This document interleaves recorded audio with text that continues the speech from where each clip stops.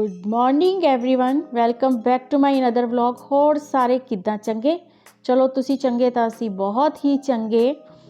उम्मीद करती हूँ कि आप सभी लोग अपने अपने घर में स्वस्थ और खुशहाल होंगे और आप सभी ने भैया दूज और दिवाली का त्यौहार बहुत अच्छे ढंग से मनाया होगा और भगवान की सभी पर कृपा बनी हुई होगी।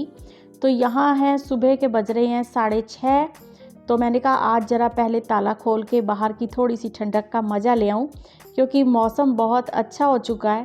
तो सबसे पहले मैं बाहर झांकने चली गई तो कोई भी नहीं था, तो मैं वापस अंदर आ गई। और यहाँ देखिए मैंने रात को साग गाया था तो काफ़ी देर हो चुकी थी, तो मैंने 10:30 बजे तक बैठ के छील काट के यहाँ ओस में रख दिया था और अब मैं इसे आज बनाऊँगी।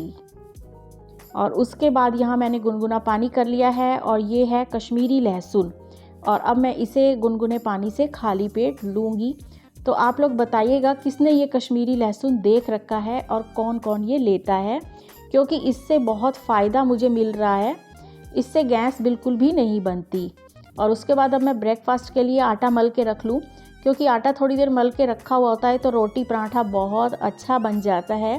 क्योंकि पराठे में मैं अब बनाऊँगी मूली और गोभी के पराठे, क्योंकि सर्दियों में हमारे यहाँ पराठों के बगैर गुजारा बिल्कुल भी नहीं होता। और मुझे भी बहुत रहता है, जैसे ही मैं गोभी के पराठे की कल्पना करती हूँ ना, तो मेरे मुंह में पानी आने लग जाता है और टाइम से पहले भूख लग जाती है। तो बच्चे खाएंगे गोभी मूली का मिक्स पराठा, और अनिल भी गोभी मूली का मिक्स पराठा खाते हैं, बट मैं खाती हूँ गोभी का पराठा ज़्यादा शौक़ से। और फिर उसमें मैं थोड़ी सी अदरक क्रश करती हूँ, धनिया हरी मिर्च डालती हूँ, तो बहुत टेस्टी पराठे बनते हैं। और उसके बाद मैं जाके नहा आई हूँ, और नहा के अब मैं आ गई हूँ किचन में ब्रेकफास्ट बनाने के लिए।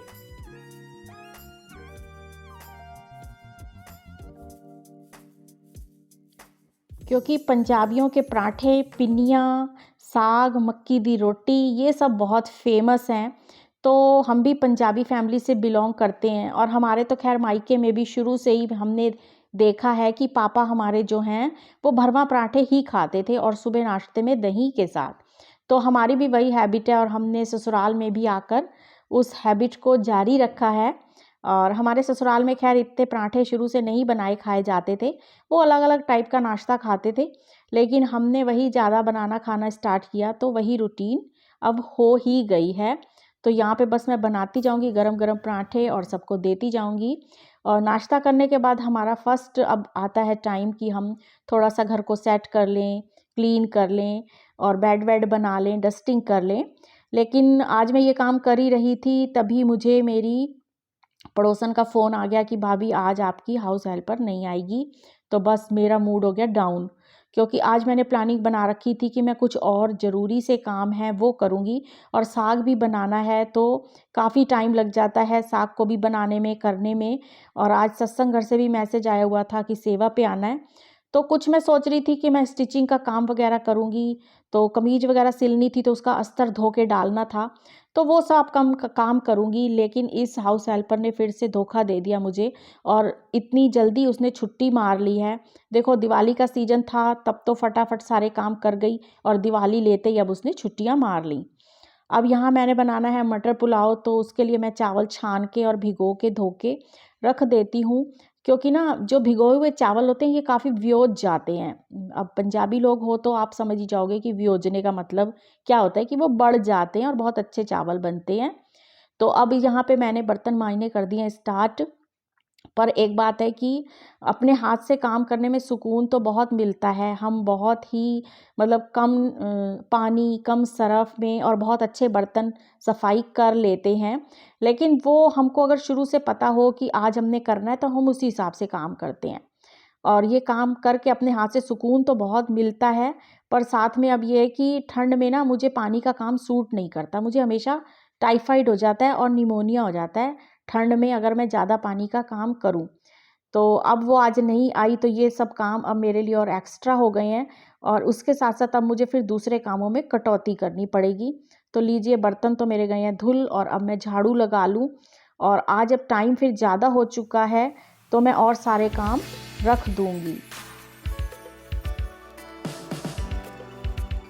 और अब मैं पोछा भी बैठ के ही मारूंगी, मैं वाइपर से पोछा नहीं मारूंगी।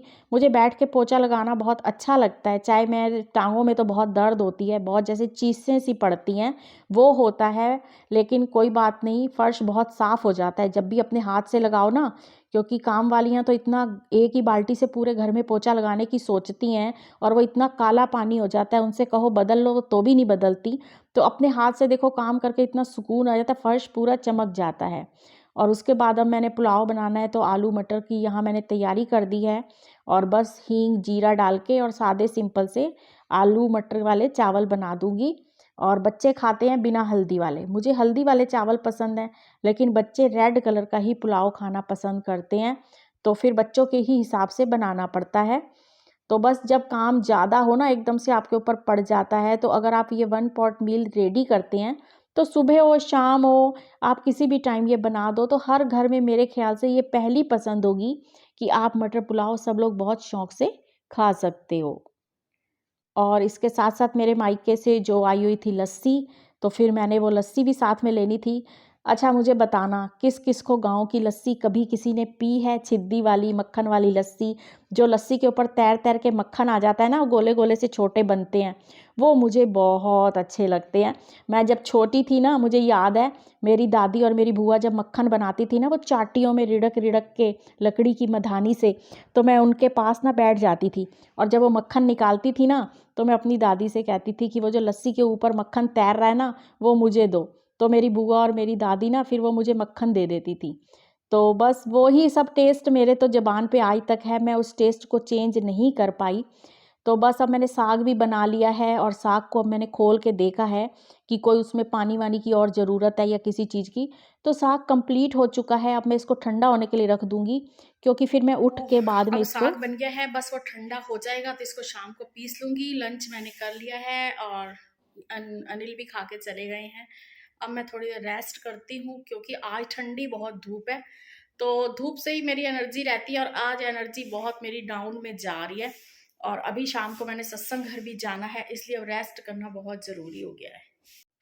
तो अभी लगभग बजे हैं 3:30 और ठंड हो गई है काफ़ी, और मुझे ठंड लगने लग गई, तो मैंने अब जर्सी निकाल के पहन ली है, क्योंकि मेरे शोल्डर और बैक कमर में ना बहुत ज़्यादा पेन हो रही थी और मुझे ठंड लग रही थी।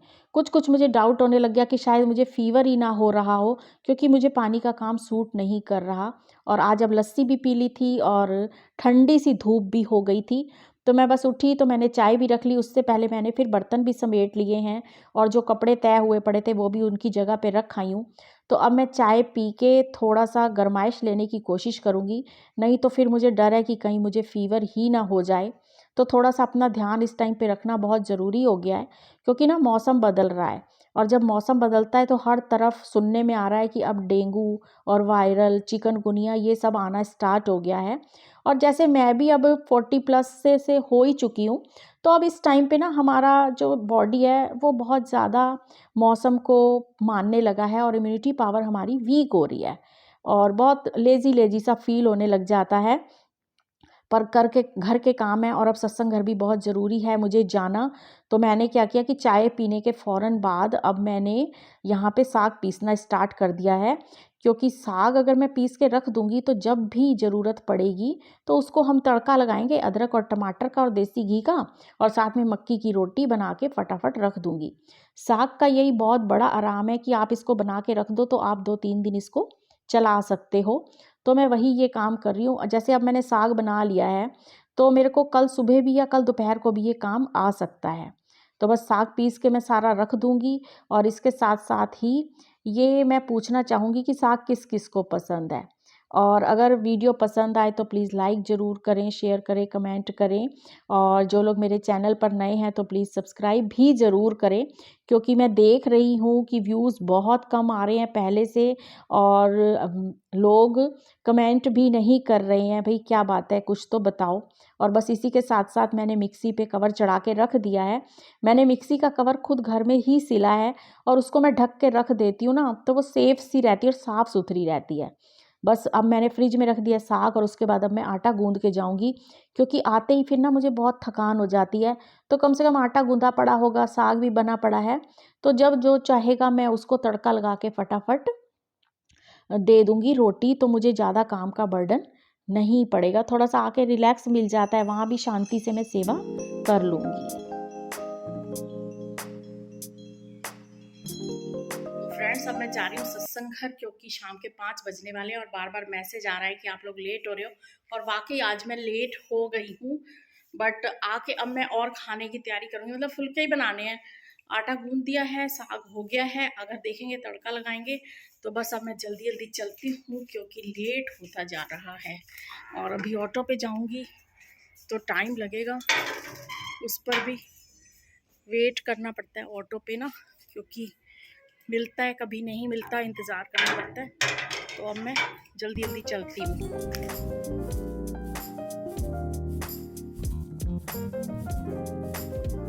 फ्रेंड्स, इस वक्त अब मैं आ गई हूँ वापस घर, और लंगर मैंने वहाँ कर लिया है।